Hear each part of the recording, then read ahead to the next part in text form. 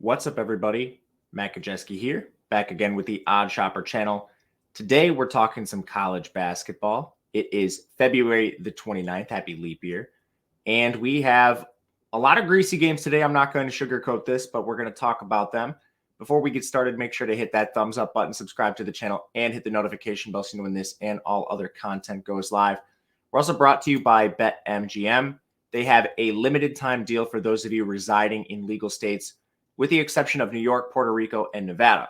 What you'll do is click the link in the video description below, make your first deposit of at least $5, turn that around, $5 wager on any team, total, market, whatever you want. If it wins or loses, you're still getting $150 in the form of bonus bets. You must be 21 or older to play. If you or someone you know has a gambling problem, please call or text 1-800-GAMBLER. But it's $150 you didn't have. You can use it for tournaments, March Madness, anything else you like. It's there. Link below. All right, circling back to yesterday, had an awesome day. Really, very few blemishes. North Texas got there. Bucknell got there. Louisiana Tech got there. South Carolina got there. Rest in peace to the Narrative Bros. They take another L. You guys, I need to tilt something. So it was a great day, but I have to get this off my chest. Providence, Marquette, under missed, as did Tennessee, Auburn. 2 unders we were taking. The Providence-Marquette one is about 20 points off of pace at halftime. The best player in the game, Tyler Kolek, gets hurt. The second best player in the game, Oso Ighodaro, 2 fouls immediately. Third foul immediately in the second half on a technical. Third best player, Devin Carter, essentially a season low in terms of points. And these two teams combined for basically 100 points in the second half. This is going to happen in college basketball. Sometimes you just run into the streakiest shooting performances. And when you're on a total like that, it's really frustrating, but it happens. You see the walk-ons come into the game for Marquette at the end. It was already cooked by this point, but walk-ons burying threes. Sometimes this is just the way it goes. So not happy about it, like the process, but at the same time, it's a volatile game we play. We're going to have to deal with this from time to time. Let's move forward. The slate tonight, depending on what you like, may be more your flavor, and it may not be. The best game is probably an Ohio State team that fired their head coach against a bubble team in Nebraska. I'm not sure. You could maybe argue it's a Pac-12 game. Probably not, though. So we've got mid-majors on deck and a lot of them. We're going to kick things off with Bryant taking on UMass Lowell. Weird game. Told you we're going to talk a lot of mid-majors. Like an under 161.5. This is going to move a little bit, I presume. The pacing in this game is pretty fast, so you're going to have to contend with that. This could be like a Marquette game last night where you have two really bad teams that just play fast. If they hit their shots, you could be cooked here. But I want to focus on these two teams being very bad. And very bad on offense is where I think we need to start. Bryant, overall, as soon as my screen loads. All right, here we go. 285th in offensive efficiency. UMass Lowell, 139. So you've got one decent offensive team, one horrific offensive team. It hasn't gotten much better for Bryant in recent play. They've actually dropped to 281. UMass Lowell, they are 105th in recent offensive efficiency. But you do have a Bryant team that's pretty strong on defense. So 70th overall, that counteracts the strength of UMass Lowell, which is their offense. And the way they're comprised, I think they're kind of uniquely built to stop UMass Lowell, who cannot shoot threes, and they don't try to either. They're 300th in three-point percentage, 345th in three-point rate. They live inside. They're 61st there. But Bryant is 14th in interior defense. 14th. Very good team inside defending the interior. You do have advantages in the glass for UMass Lowell. They do get second chance opportunities, so even though they will miss some shots, they attack the glass just fine, and they have a slight height advantage. It's 281 to 347, so nothing drastic there. But I love that Bryant, their strong defense contends with the strong offense of UMass Lowell. And then from there, Bryant just has so many troubles scoring that I don't really see this being an area where they succeed anywhere. They try to shoot threes. They're 150th in three-point rate. But UMass Lowell is 12th in three-point defense. So you have to contend with that as well. Pacing, it's fast, be aware, but right now, the strengths of both teams kind of working into the strengths of their opponents on defense. So we'll back a greasy under with Bryant, UMass Lowell, 161. Next up, we go to Merrimack taking on Farleigh Dickinson, tournament heroes from last year against Purdue. And Merrimack is a team, I think, which is severely undervalued in this spot. -3 is the number we're looking at. This team is sort of imbalanced. They're not great on offense, but they're 51st in defensive efficiency. Farleigh Dickinson doesn't do anything well. They're outside the top 300 in almost everything, and they're just 299th in rebounding, so they barely clear that threshold. You just have advantages in almost every point of the game for Merrimack. Height, 246 to 352. Offensive efficiency, they're a little worse, but they actually have an edge in effective field goal, 231 to 281. Inside, they have a massive advantage. We mentioned the height, but this team is 92nd in interior scoring. Farleigh Dickinson is 276 defending that area of the floor, and they're also terrible at defending the three. They're 304 there. It's just that Merrimack doesn't shoot threes all that well. And then on defense, this is not even close.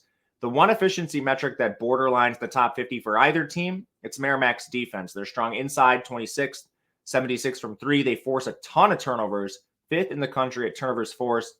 Farleigh Dickinson is 178th at turnovers committed. That's actually kind of a strength for both teams, forcing turnovers, whereas their opponent commits a lot of them. So that's sort of a wash. But this defense really stands up against better opponents. And then just from a player personnel perspective, you have so many better players for Merrimack.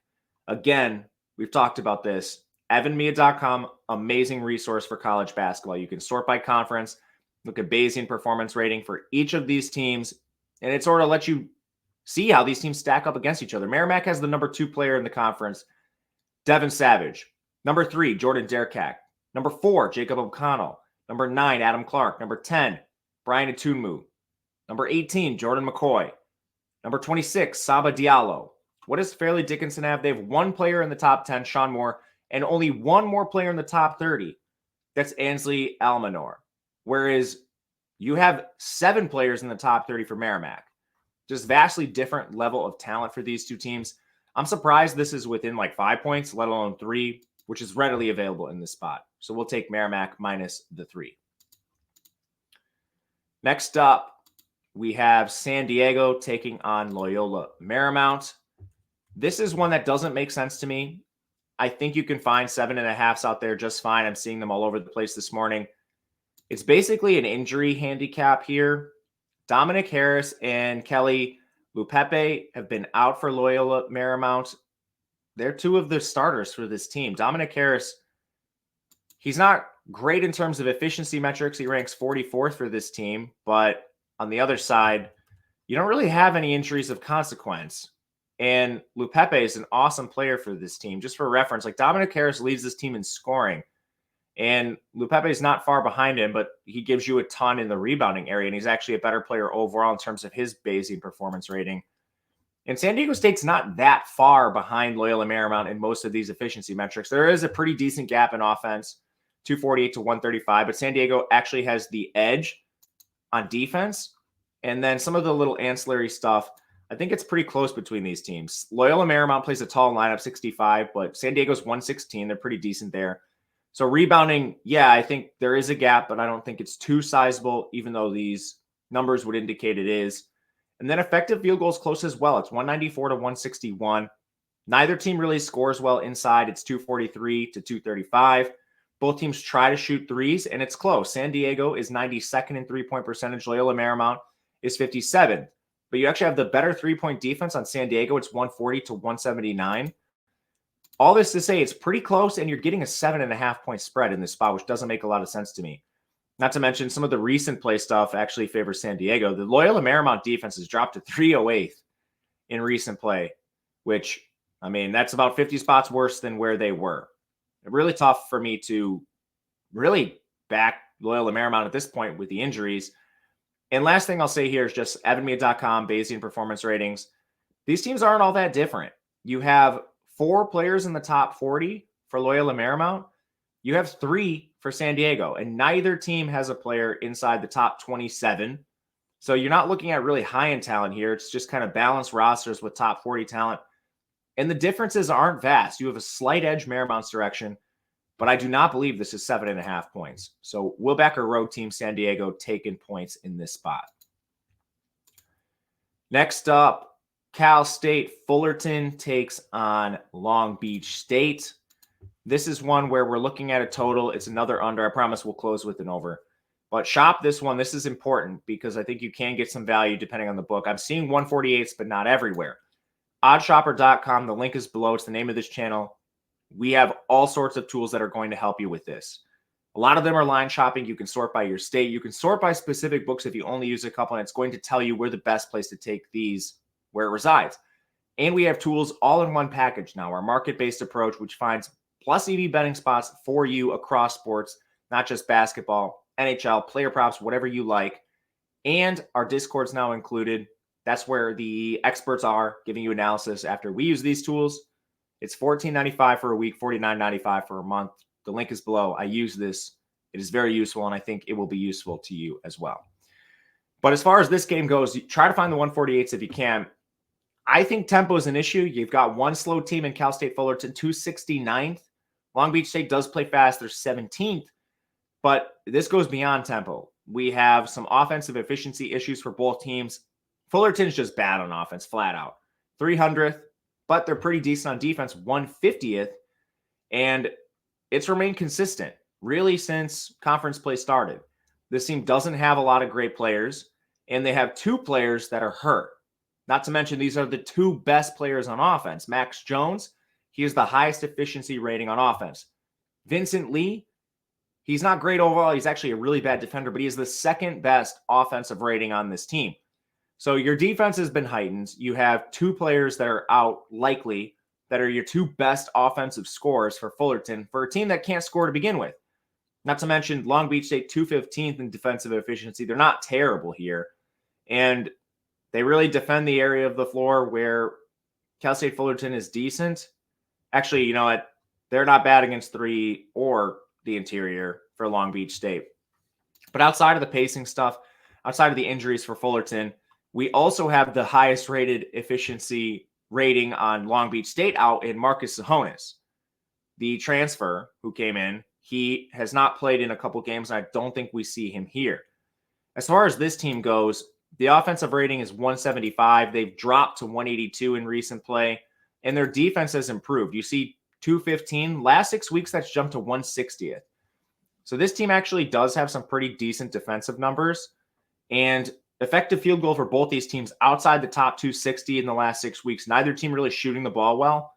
With defensive strengths on both sides, I find this hard to believe coming in towards an over, and I'm not even sure pacing lines up. Generally speaking, when you have these fast teams facing off against slower teams like Fullerton, the slower team can dictate pace more than the fast team. It's not like a team that plays in the half court, you can force them to throw up shots early in the shot clock. Yeah, you can pace them up a little bit, but this is something I find pretty hard to believe towards the over. So we'll back an under here. Last one, those of you that want overs, we finally have one. Monmouth taking on Hampton. Pacing is the main thing here, and there's some efficiency stuff, but right away, 145 in adjusted tempo is Monmouth. Hampton is 58th. As far as recent play, the new tempo in the last 6 weeks for Monmouth, they've jumped to 110. That is solid. Hampton's remained fairly consistent, so nothing really to see there. We have seen pretty decent jumps in offensive efficiency for both teams. On the screen, you're seeing 177, 304. Those are year-long statistics. Last 6 weeks, Monmouth has jumped to 127. Last 6 weeks, Hampton has jumped to 274. Defensive efficiencies remain pretty consistent. Hampton, they're right around that top 300 mark, but Monmouth has actually dropped to 289. So that's something worth mentioning too.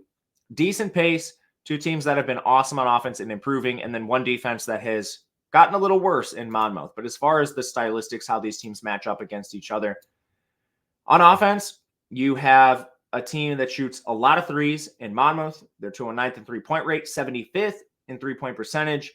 Hampton is 183 defending that area of the floor. And then on the other side, it's actually pretty similar. Hampton shoots even more threes, and Monmouth's even worse at defending the three. They're 193rd there. Height advantages do work Monmouth's direction, and if they do decide to score inside, Hampton is 312th at interior defense. Not sure we'll see them try to do that. They typically haven't in the past. But I'll just say, offenses that are improving and teams that are playing a little faster will look towards an over here. that'll do it for us today. Let me know in the comments what you think. If you have any questions, you can also reach out to me on Twitter at Matt_Gajewski. My DMs are open. We're just doing the video on Friday. Tomorrow, I'm traveling this weekend, so no Saturday, no Sunday. My apologies. We'll be back for the stretch run after that. Until then, good luck, everyone. We'll see you next time.